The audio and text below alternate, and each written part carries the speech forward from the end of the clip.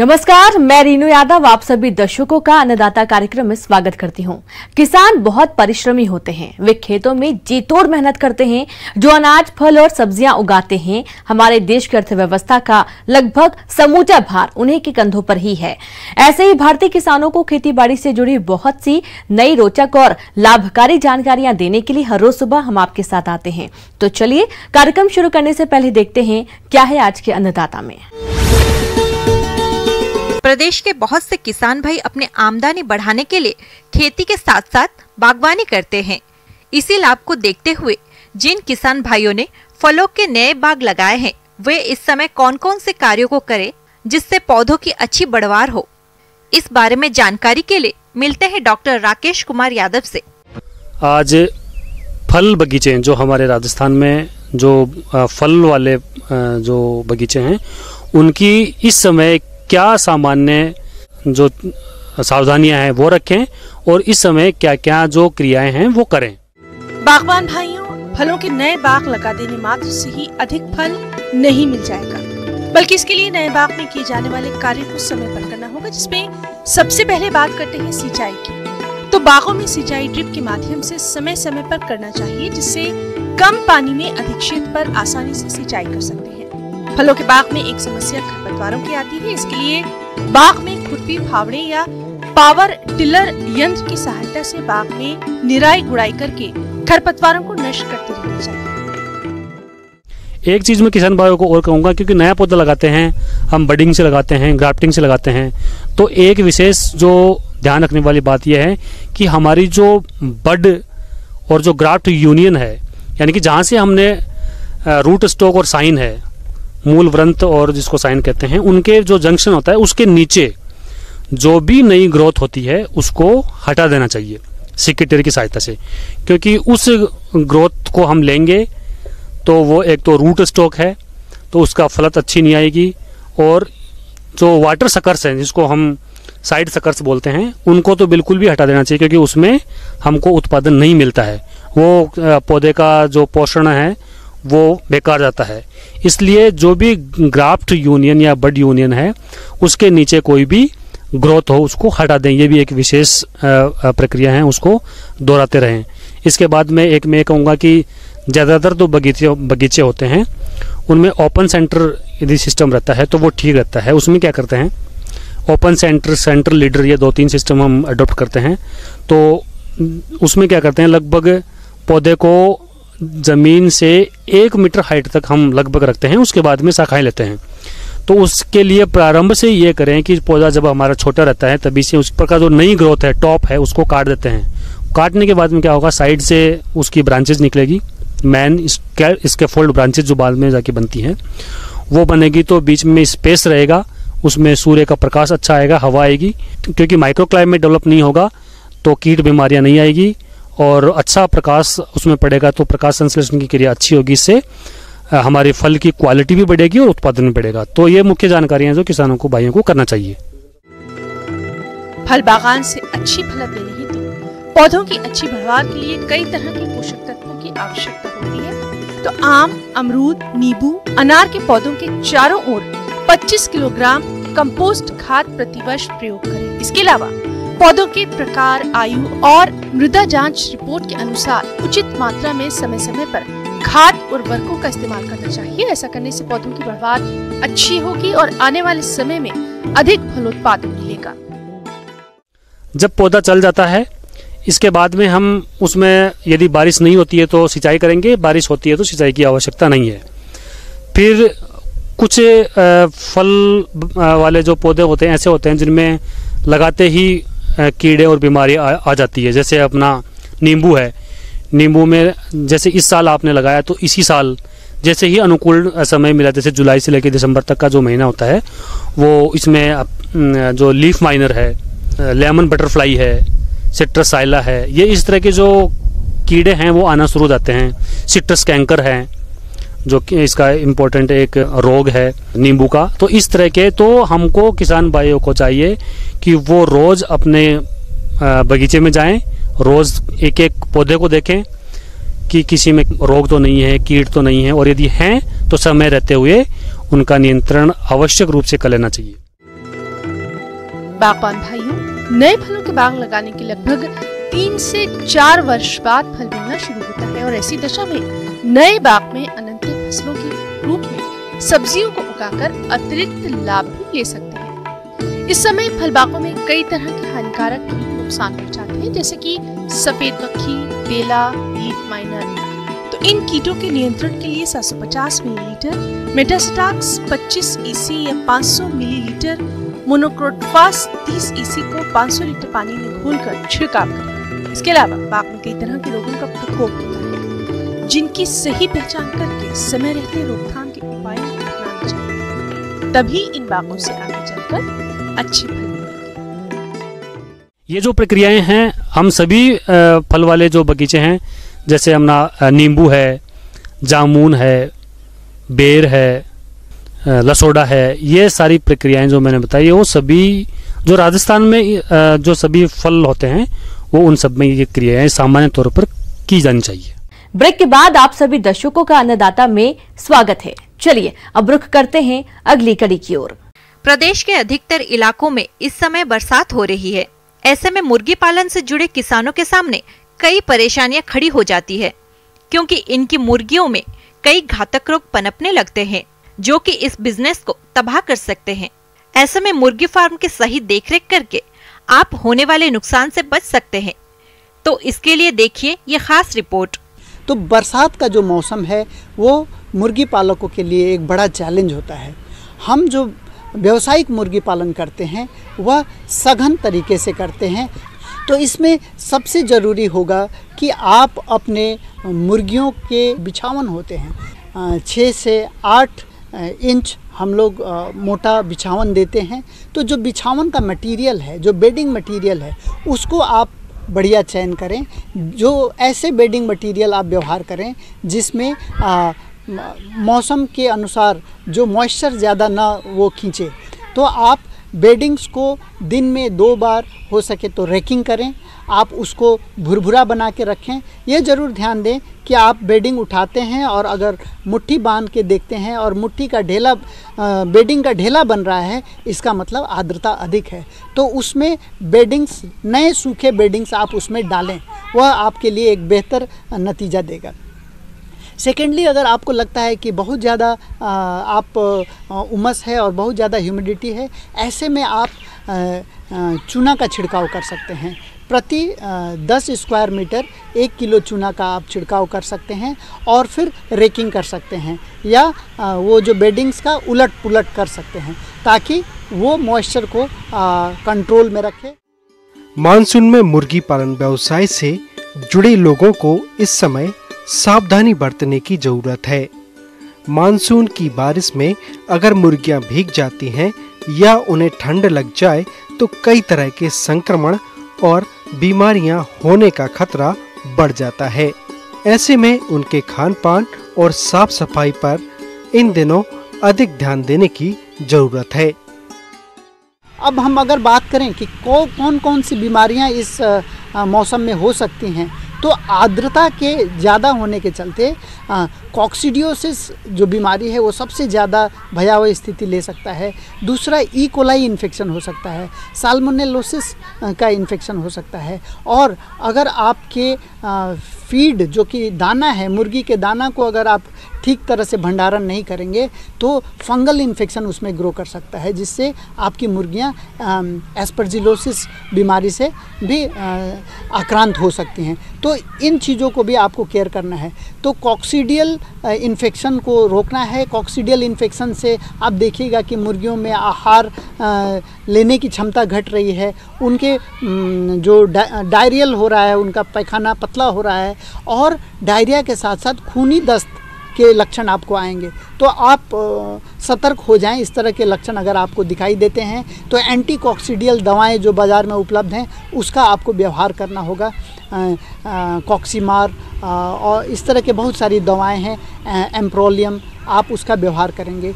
और साथ में जो बैक्टीरियल इन्फेक्शन है, ई कोलाई, साल्मोनेला, ये सारे इन्फेक्शन के भी प्रोटेक्टिव मेजर्स आपको लेने होंगे।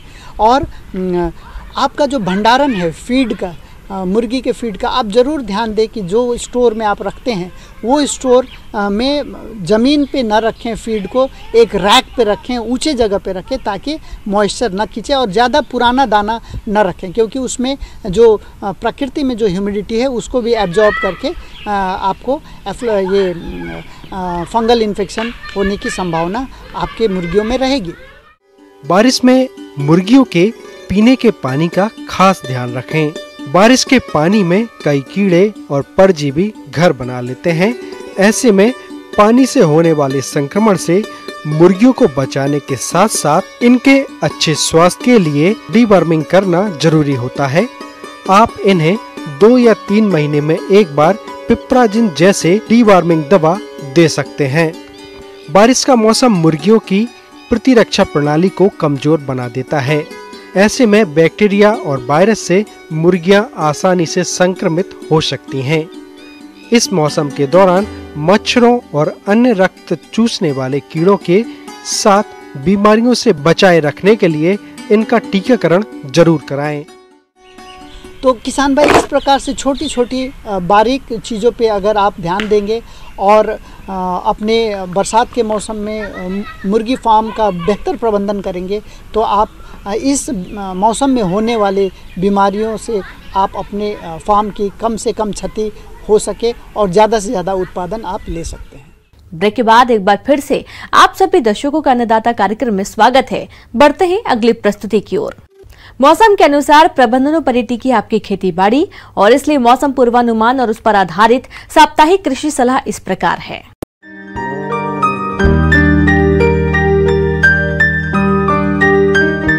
भारतीय कृषि अनुसंधान परिषद नई दिल्ली और कृषि विज्ञान केंद्र हनुमानगढ़ द्वारा भेजे गए मौसम पूर्व अनुमान के आधार पर किसान भाइयों को सलाह दी जाती है कि कोरोना के गंभीर फैलाव को ध्यान में रखते हुए किसानों को तैयार सब्जियों की तुड़ाई और अन्य कृषि कार्यों को करते समय सरकारी दिशा निर्देशों का पालन करें।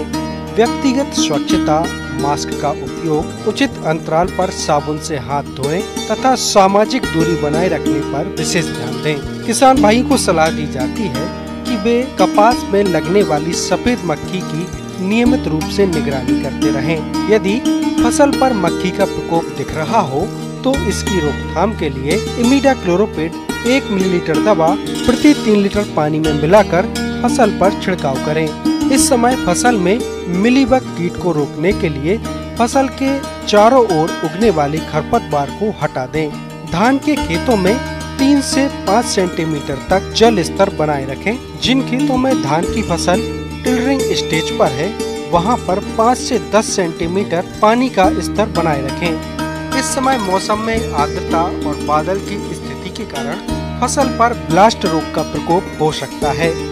इसकी रोकथाम के लिए एजॉक्सिविन तथा डाइफेनोकोनाजोल 1 मिलीलीटर प्रति लीटर पानी में घोल बनाकर छिड़काव करें। इस समय ग्वार की फसल में जीवाणु झुलसा रोग का प्रकोप हो सकता है।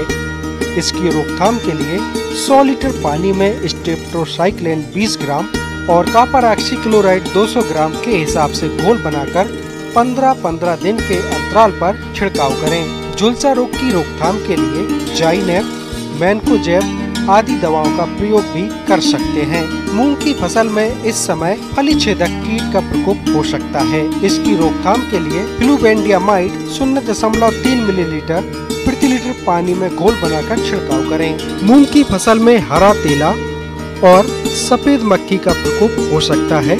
ये दोनों ही कीट फसल में पीतसरा मोजेक रोग को फैलाते हैं। इसकी रोकथाम के लिए डाइमेथोएट दवा 250 मिलीलीटर प्रति बीघा की दर से छिड़काव करें। प्रदेश के जिन किसान भाइयों ने मूंगफली की फसल लगा रखी है वे फसल की सतत निगरानी करें, क्योंकि इस समय मूंगफली में टिक्का रोग हो सकता है।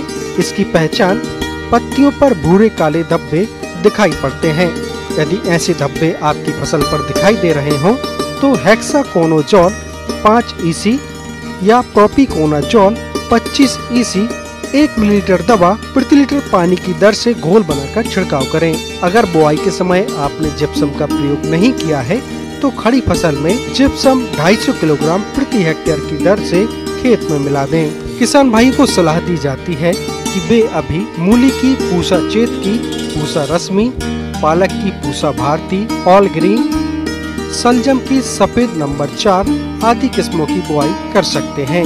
प्रदेश के जो किसान पशुपालन व्यवसाय से जुड़े हैं उनके लिए सलाह दी जाती है कि पशुओं को इस समय खुले में न बांधें। बरसात के मौसम में उगने वाले हरे चारे अत्यधिक मात्रा में पाए जाते हैं, जिस कारण पशु इनका ज्यादा सेवन कर लेते हैं, जिससे पशुओं में डायरिया होने की संभावना बढ़ जाती है।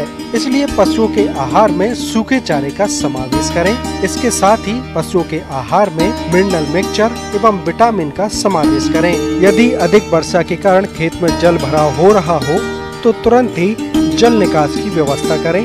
साथ ही किसी भी कीटनाशक का छिड़काव करते समय वर्षा होने की संभावना को देखें। यदि वर्षा होने की संभावना हो तो छिड़काव न करें।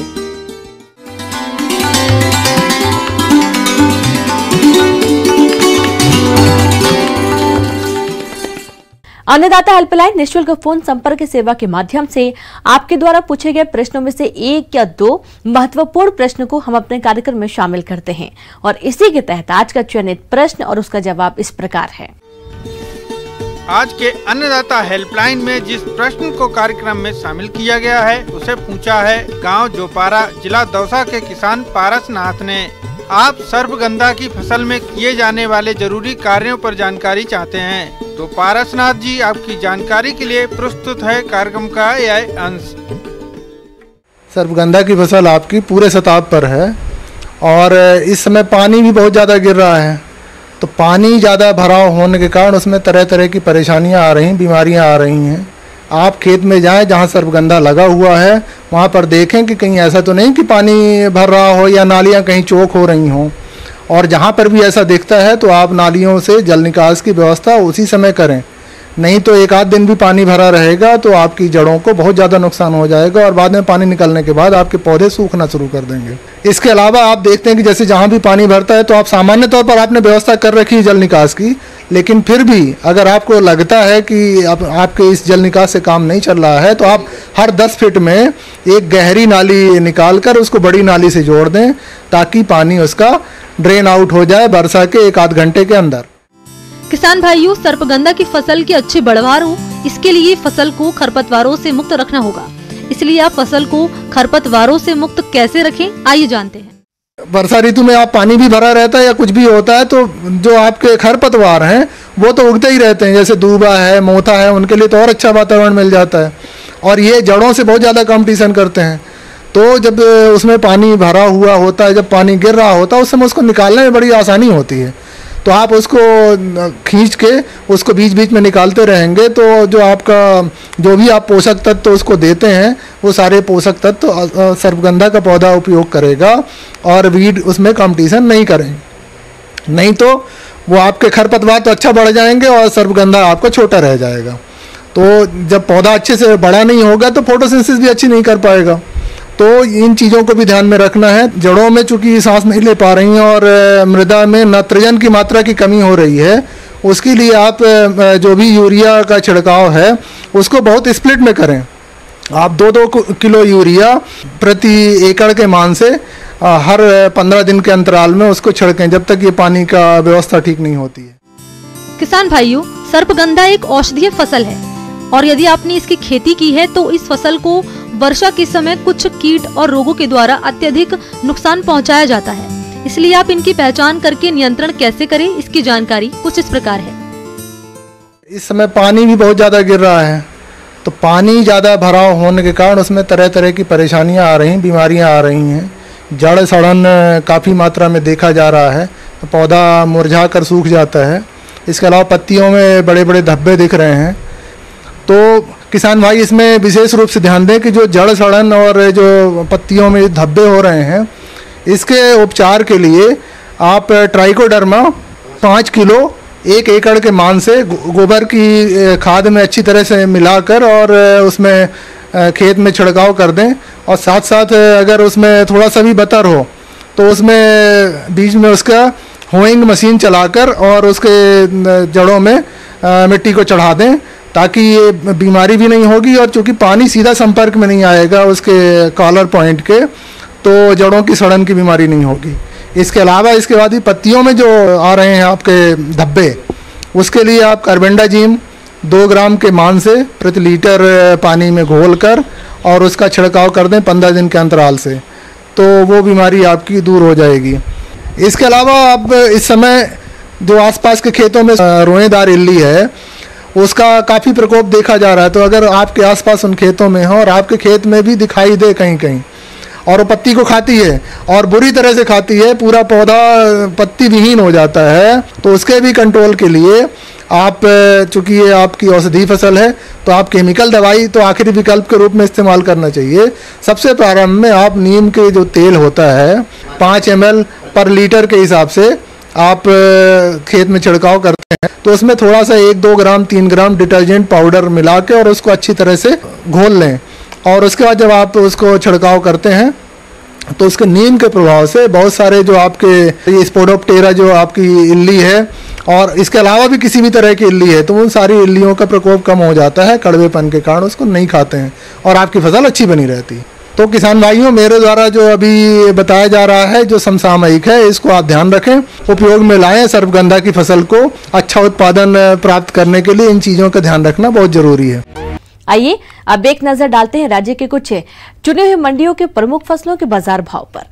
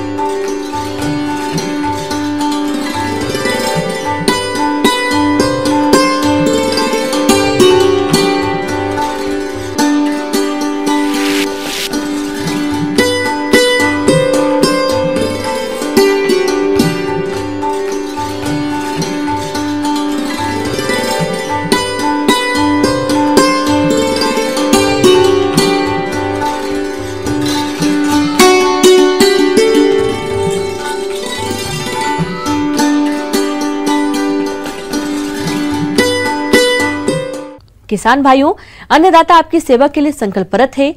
कृषि संबंधित समस्या एवं सुझावों के लिए आप हमें इस पते पर संपर्क कर सकते हैं। प्रोड्यूसर अन्नदाता news 18 Rajasthan, Ramoji film city Hyderabad 501512। साथ ही आप हमें ईमेल भी कर सकते हैं। हमारा ईमेल है p18annadatarajasthan@nw18.com। और इसके अतिरिक्त आप हमें निःशुल्क हेल्पलाइन नंबर 180041922155 पर सोमवार से शनिवार सुबह 10 से शाम 4 बजे के बीच संपर्क कर सकते हैं। किसान भाइयों, अब समय हो रहा है आपसे विदा लेने का, तो हमारी अन्नदाता टीम को दीजिए इजाजत। कल फिर आपसे मुलाकात होगी कृषि संबंधित कुछ और महत्वपूर्ण जानकारियों के साथ। नमस्कार।